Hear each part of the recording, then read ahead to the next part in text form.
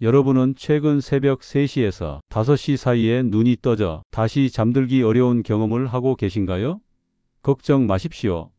이는 시니어 분들에게 매우 흔한 현상입니다. 오늘은 왜 나이가 들수록 새벽에 자주 깨는지, 그리고 그 시간을 어떻게 현명하게 보낼 수 있는지에 대해 말씀드리겠습니다.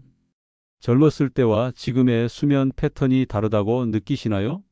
그것은 단순한 느낌이 아닌 실제 우리 몸의 생리적 변화 때문입니다.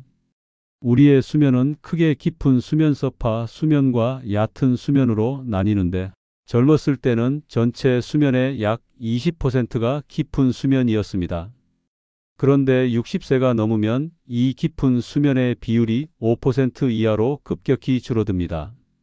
다시 말해, 시니어들은 밤 시간의 95% 이상을 얕은 잠으로 보내게 되는 것입니다. 깊은 잠이 줄어든다는 것은 무엇을 의미할까요? 깊은 수면 중에는 작은 소리나 약간의 통증에도 깨지 않습니다. 하지만 얕은 수면 상태에서는 옆방에서 들리는 미세한 소리, 무릎이나 허리의 가벼운 통증, 배우자의 뒤척임, 심지어 미세한 체온 변화에도 쉽게 깨어날 수 있습니다. 이것이 시니어들이 밤중이나 새벽에 자주 깨는 첫 번째 이유입니다. 68세 박 어르신의 경우를 생각해 보겠습니다. 박 어르신은 은퇴 전까지는 한번 잠들면 아침까지 깨지 않고 푹 주무셨습니다. 그런데 은퇴 후부터 새벽 3시만 되면 어김없이 깨기 시작했습니다. 처음에는 우연이라 생각했지만 거의 매일 반복되자 건강에 이상이 생긴 것은 아닌지 걱정이 되었습니다. 그러나 의학적 검사 결과 특별한 문제는 발견되지 않았습니다. 그저 나이가 들면서 자연스럽게 찾아온 변화였던 것입니다. 이러한 변화의 핵심적인 원인은 바로 호르몬의 변화입니다. 우리 몸에는 멜라토닌이라는 수면 호르몬이 있습니다. 이 멜라토닌은 자연의 수면제라고 불릴 만큼 우리의 수면을 조절하는 중요한 역할을 합니다. 젊었을 때는 저녁이 되면 멜라토닌이 풍부하게 분비되어 깊은 잠을 유도했습니다. 그런데 65세가 넘으면 멜라토닌 분비량이 젊었을 때의 절반 이하로 줄어듭니다.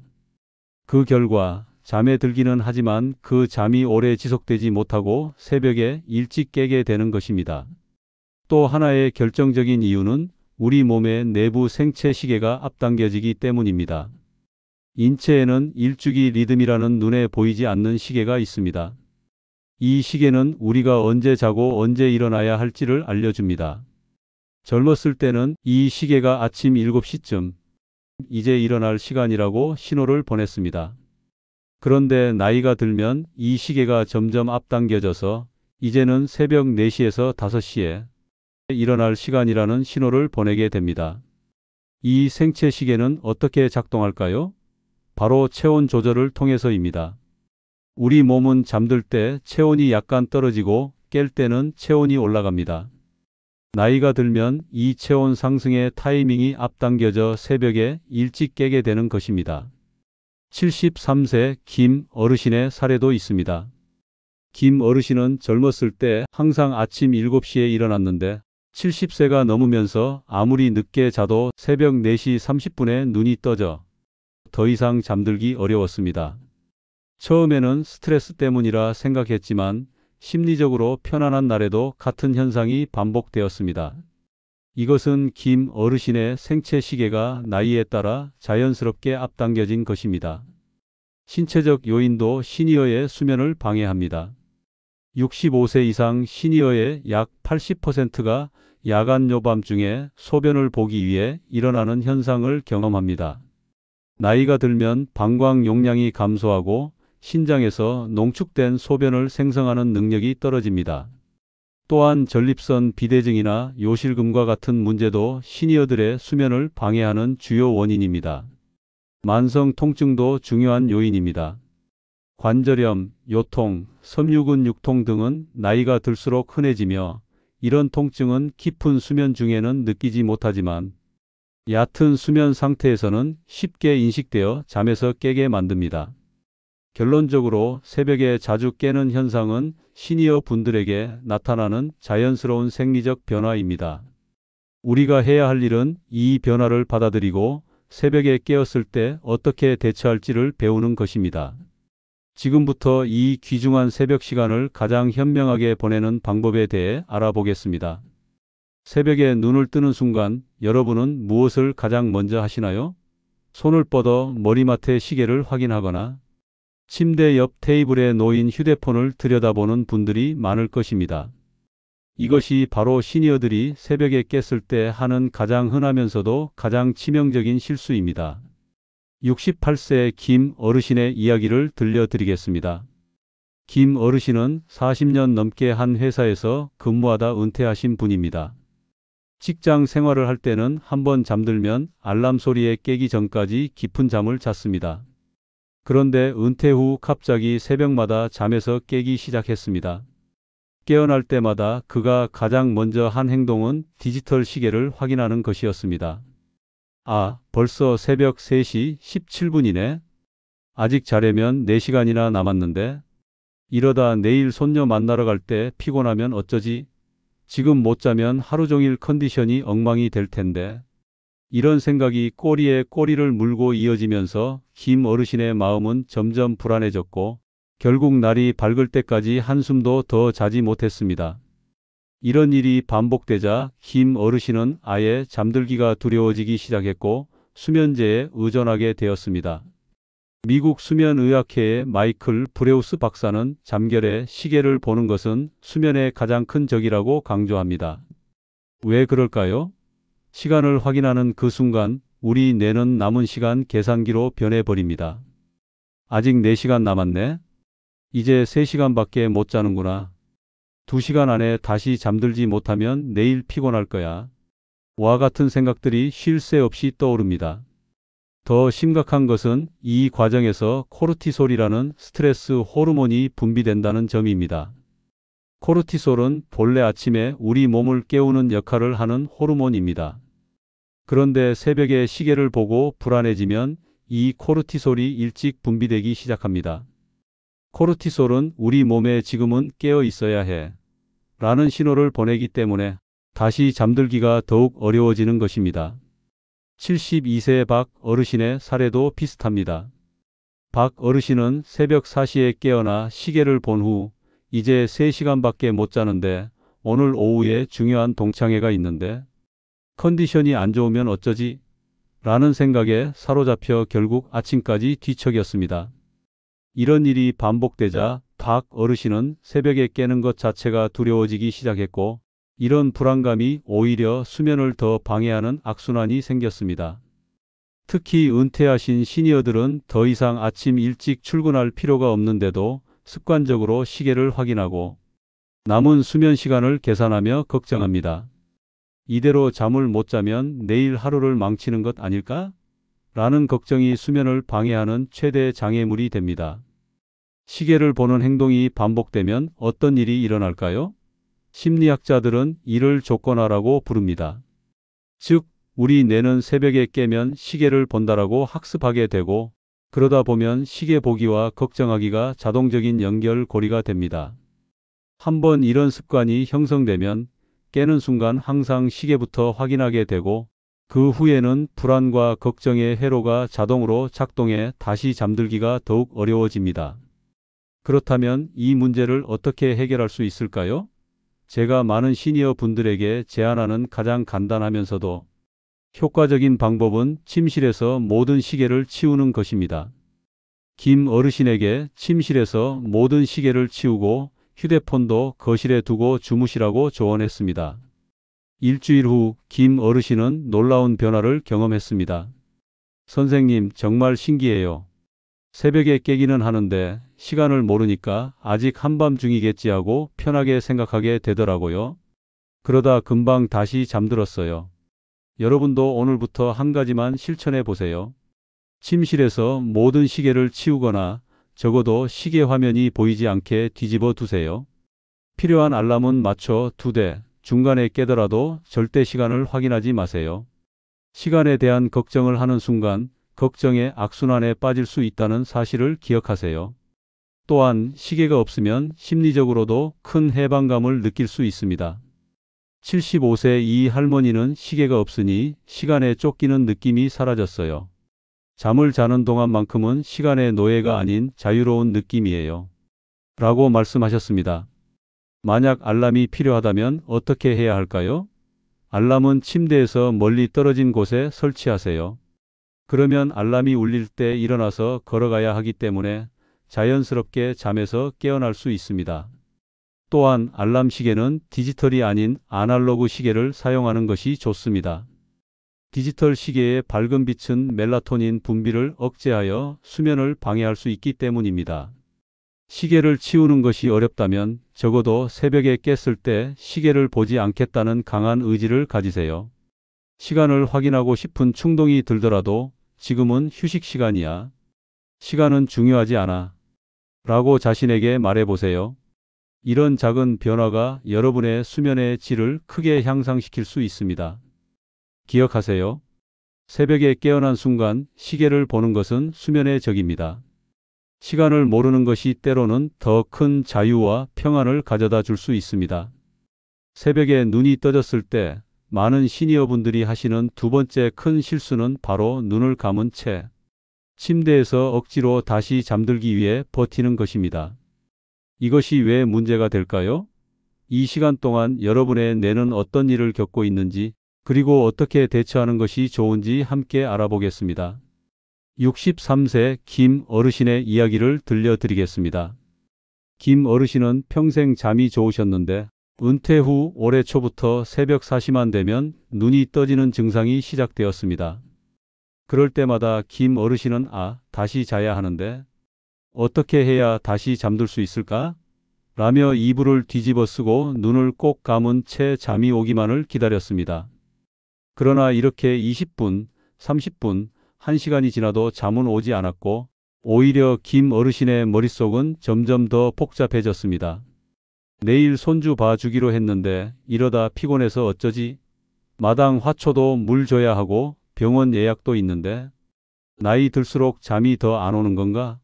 혹시 치매 초기 증상은 아닐까?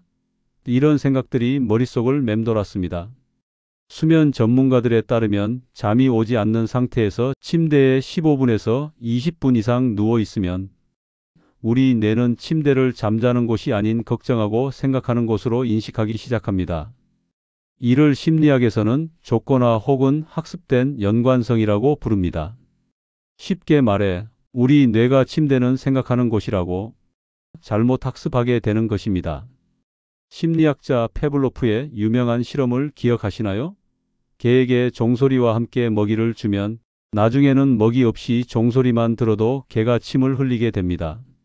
이와 비슷하게 침대에서 걱정하고 생각하는 시간이 늘어나면 나중에는 침대만 봐도 뇌가 자동으로 생각 모드로 전환됩니다. 그 결과 잠들기가 더욱 어려워지는 악순환이 시작됩니다.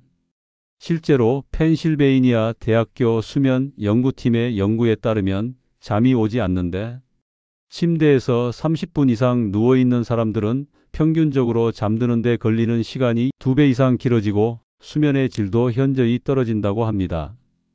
특히 60세 이상 시니어들에게 이 현상이 더 두드러지게 나타납니다. 한번 이런 패턴에 빠지면 빠져나오기가 쉽지 않습니다.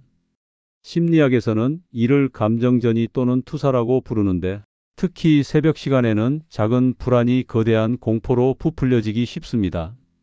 철학자 쇼펜하우어의 유명한 말처럼 어둠 속에서 본 공포는 실제보다 더 무섭게 느껴진다고 합니다. 고요한 새벽 혼자 깨어있는 시간에는 모든 걱정이 실제보다 훨씬 크게 느껴지는 법입니다. 그렇다면 어떻게 해야 할까요?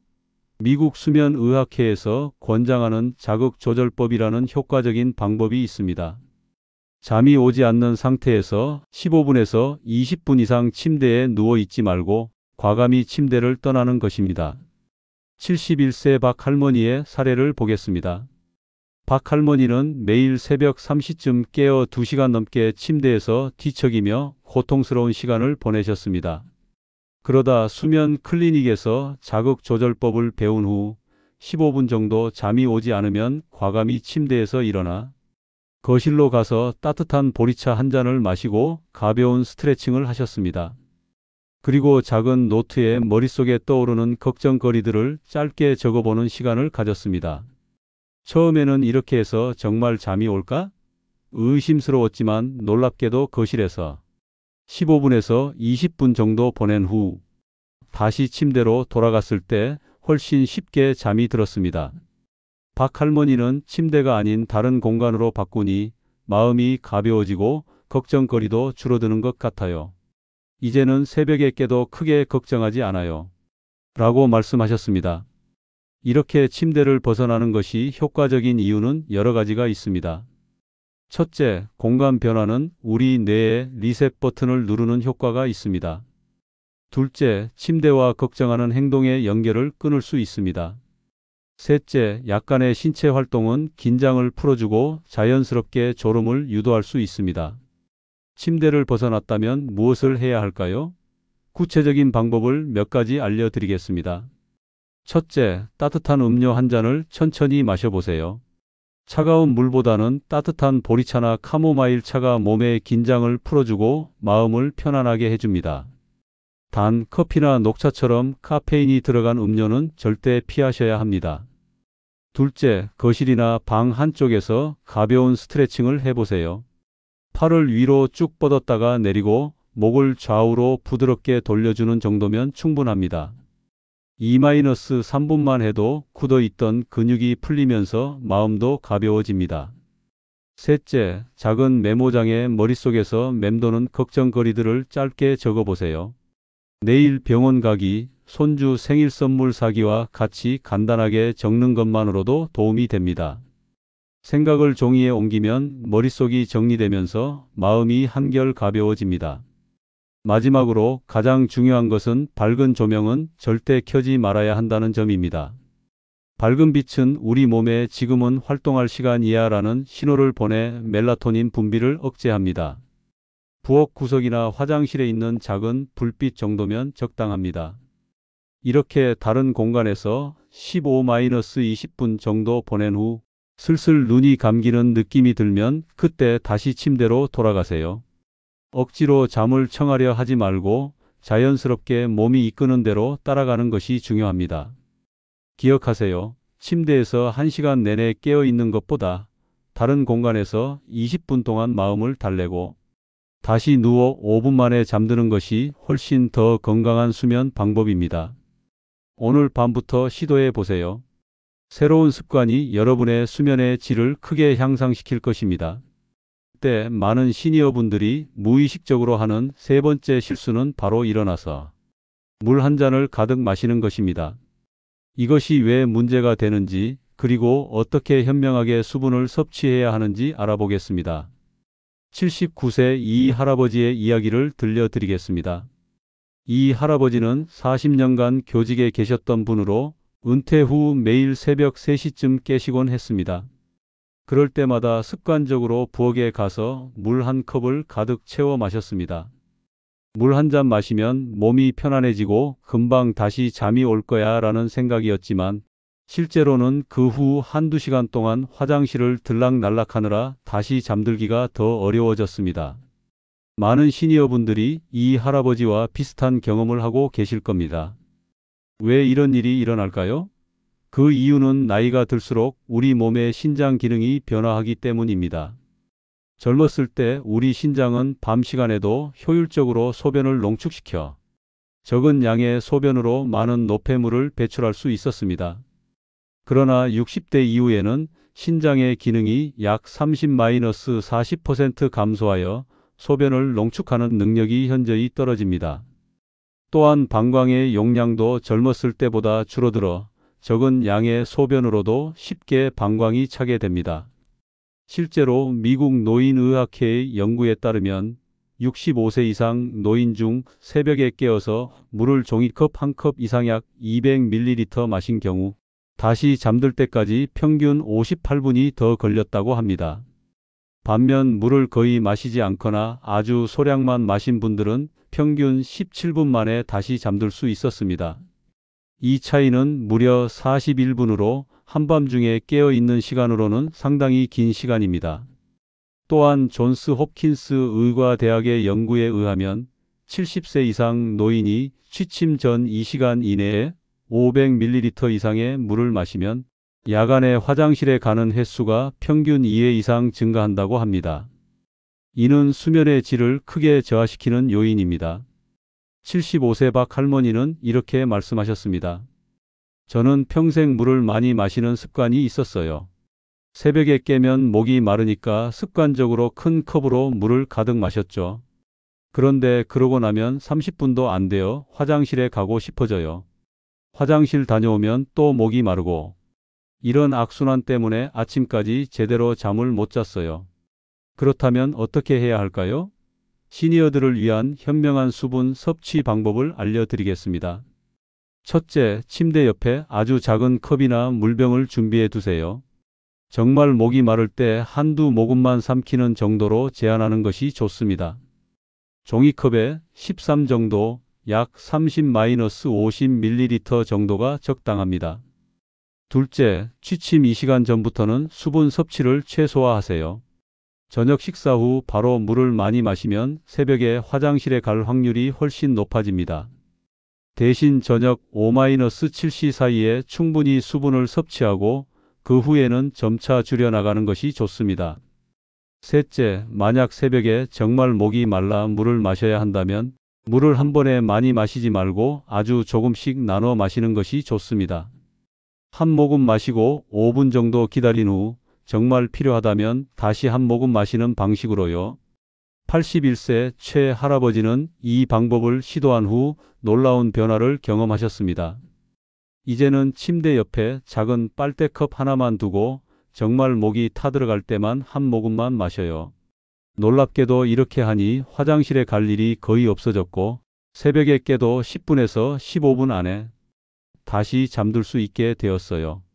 수면 전문가들은 새벽 3시에서 5시 사이에는 신장에 휴식을 주는 것이 중요하다고 강조합니다. 이 시간대에 과도한 수분을 섭취하는 것은 신장에 불필요한 부담을 주고 방광을 자극해 수면을 방해합니다. 따라서 아무리 목이 마르더라도 최소한의 물만 섭취하는 것이 현명한 선택입니다. 또한 물 대신 입안을 적실 수 있는 다른 방법도 고려해 보세요. 예를 들어 침대 옆에 물에 살짝 적신 손수건을 준비해 두고 입술이 마를 때 가볍게 닦는 것도 도움이 됩니다. 또는 무설탕 캔디 하나를 천천히 녹여 먹는 것도 갈증을 해소하는 한 방법입니다. 여러분도 오늘부터 새벽에 깼을 때 무심코 마시는 물의 양을 조절해 보세요. 단 한 가지 작은 습관을 바꾸는 것만으로도 훨씬 편안한 잠으로 돌아갈 수 있을 것입니다.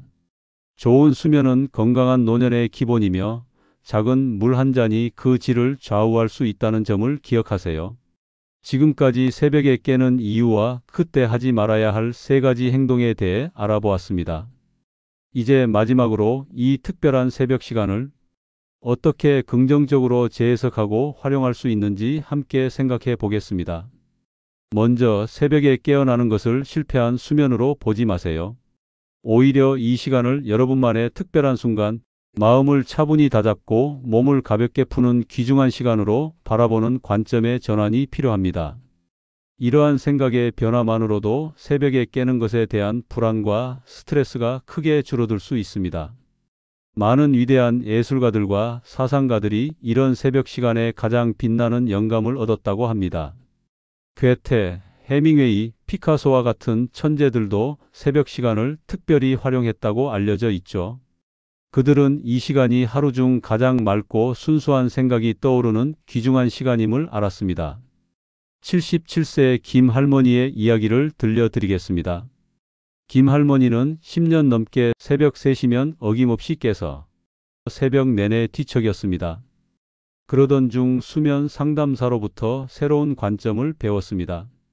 이 시간을 걱정하고 괴로워하는 시간이 아니라 오롯이 나만을 위한 특별한 시간으로 생각해 보세요. 김 할머니는 새벽에 깨면 다음과 같은 간단한 루틴을 만들었습니다.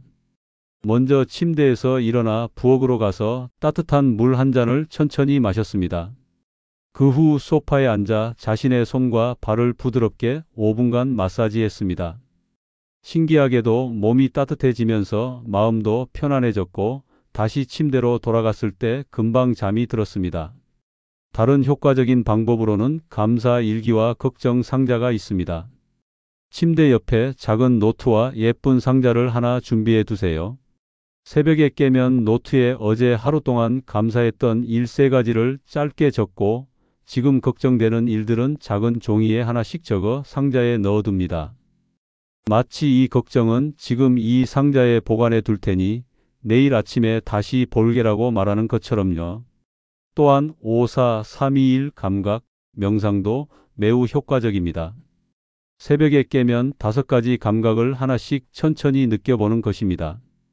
먼저 볼 수 있는 5가지, 만질 수 있는 4가지, 들을 수 있는 3가지, 맡을 수 있는 2가지, 그리고 마지막으로 1가지 맛에 집중합니다. 이 방법은 불안장애 치료에도 사용되는 강력한 현재 집중 기법입니다. 76세 이 할머니는 이 방법을 시도한 후 신기하게도 3번째나 4번째까지 했을 때 벌써 마음이 차분해지기 시작했어요. 머릿속에서 빙글빙글 돌던 걱정들이 멈추고 대신 지금 이 순간 편안한 침대에 누워 있구나라는 생각만 남더라고요. 라고 말씀하셨습니다. 하버드 의대 연구에 따르면 하루 중 2-3시간에 몇 분만 명상하거나 긍정적 활동을 하는 것이 전체 수면의 양보다 수면의 질과 일상 기능에 더 중요한 영향을 미칠 수 있다고 합니다. 즉, 잠의 양보다 질이 중요하다는 것이죠. 인생은 원래 부정적으로 생각하면 한없이 부정적이게 되고 긍정적으로 생각하면 그 어려움조차 특별한 기회로 바뀔 수 있습니다. 35년간 수많은 시니어 분들을 만나며 깨달은 것은 나이가 들면서 몸의 생체 리듬이 바뀌는 것은 자연스러운 과정이라는 점입니다. 이것은 여러분의 잘못이 아닙니다. 중요한 것은 이 변화를 어떻게 받아들이느냐입니다. 오늘부터 만약 새벽 3시에서 5시 사이에 잠에서 깨셨다면 더 이상 괴로워하지 마세요.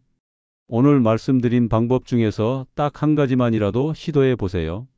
작은 변화가 쌓이면 놀라운 결과를 가져옵니다. 2달 후 여러분은 새벽에 깨는 것이 더 이상 두렵지 않고 오히려 그 시간이 기다려질지도 모릅니다. 인생의 어떤 순간도 그저 견뎌내야 할 시간은 없습니다. 모든 순간이 우리에게 주어진 선물이며 고요한 새벽 시간도 마찬가지입니다. 오늘 밤부터 새벽의 시간을 여러분만의 특별한 순간으로 만들어 보시길 바랍니다. 오늘 이야기가 여러분에게 도움이 되셨나요? 건강한 수면은 행복한 노년의 가장 중요한 열쇠입니다. 이 정보가 여러분의 삶에 작은 변화라도 가져올 수 있다면 정말 기쁠 것 같습니다. 더 많은 시니어 건강 정보와 일상의 지혜를 얻고 싶으시다면 우리 채널을 구독해 주세요. 오른쪽 아래 구독 버튼을 누르시고 알림 설정도 함께 해두시면 새로운 영상이 올라올 때마다 가장 먼저 만나보실 수 있습니다. 또한 이 영상이 도움이 되셨다면 좋아요 버튼도 눌러주세요. 여러분의 한 번의 클릭이 저희에게는 큰 힘이 되고 더 많은 시니어분들에게 이 정보가 전달될 수 있도록 도와줍니다. 주변에 새벽잠을 설치는 시니어분들이 계시다면 이 영상을 공유해 주세요. 클릭 한 번으로 주변 사람들의 인생에 큰 영감이 될 수 있으니까요. 긴 이야기 들어주셔서 정말 감사합니다. 다음에도 여러분의 건강하고 행복한 노후 생활에 도움되는 이야기로 찾아뵙겠습니다. 편안한 밤 되세요. 그리고 무엇보다 건강하세요.